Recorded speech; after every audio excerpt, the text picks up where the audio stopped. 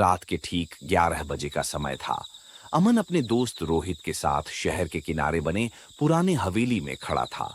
ये वही हवेली थी जिसके बारे में कहा जाता था कि वहां कुछ अनदेखा रहता है। लोग उसे भूतिया हवेली कहते थे। तू सच में अंदर जाएगा? रोहित ने कांपती आवाज में पूछा।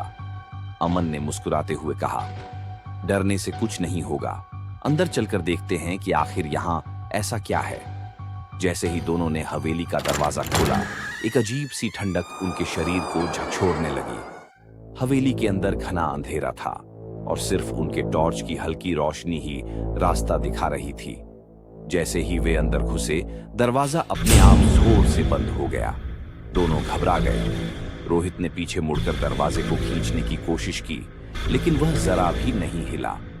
तभी पास की दीवार पर एक पुराना पेंटिंग चमकने लगा। उस पेंटिंग में एक महिला की आंखें असल आंखों की तरह इधर उधर घूम रही थी। क्या यह पेंटिंग जिंदा है? रोहित चीख पड़ा। अमन ने पेंटिंग की ओर बढ़ते हुए कहा, शायद यह कोई ट्रिक है। लेकिन जैसे ही उसने पेंटिंग को छुआ, वह दीवार में समा गई और उसके पीछे एक छिपा हुआ दरवाजा खुल गया। दोनों ने डरते डरते उस दरवाजे से अंदर झांका। एक गहरी सीढ़ियों से भरी सुरंग दिखाई दी। नीचे से किसी के धीमे धीमे बड़बड़ाने की आवाज आ रही थी। यह आवाज कैसी है? अमन ने फुसफुसाते हुए पूछा। रोहित पीछे हटना चाहता था, लेकिन अमन ने उसका हाथ पकड़कर उसे नीचे खींच लिया। सुरंग के अंत में एक अजीब सी जगह थी। वहां एक मेज पर पुरानी किताबें, मोमबत्तियां और एक अजीब सी वस्तु रखी थी। वह वस्तु किसी छोटे पिंजरे जैसी थी, जिसके अंदर काली रोशनी चमक रही थी। तभी वह बड़बड़ाने की आवाज और तेज हो गई। यह कौन है? अमन ने डरते हुए कहा। तभी एक छाया जैसे हवा से बनी हो उनके सामने प्रकट हुई। वह धीरे धीरे बोलने लगी। जो इस हवेली में आया है वह कभी वापस नहीं गया। अमन ने हिम्मत दिखाते हुए पिंजरे को उठाया।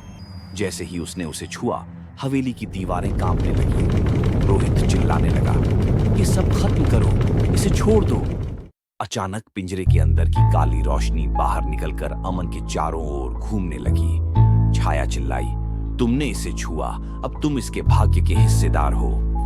अमन के चेहरे पर डर की परछाई गहरी हो गई। हवेली अचानक शांत हो गई।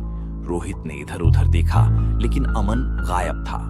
पिंजरा जमीन पर टूटा पड़ा था और सुरंग अब एक बंद दीवार बन चुकी थी। रोहित उस रात अकेला बाहर निकला। किसी से इस घटना का जिक्र नहीं किया, लेकिन आज भी हवेली के पास से गुजरने वाले लोग कहते हैं कि वहां से किसी की धीमी रहस्यमय आवाज सुनाई देती है। शायद वह अमन था, जो अब भी अंधेरे की आवाज का हिस्सा बन चुका था।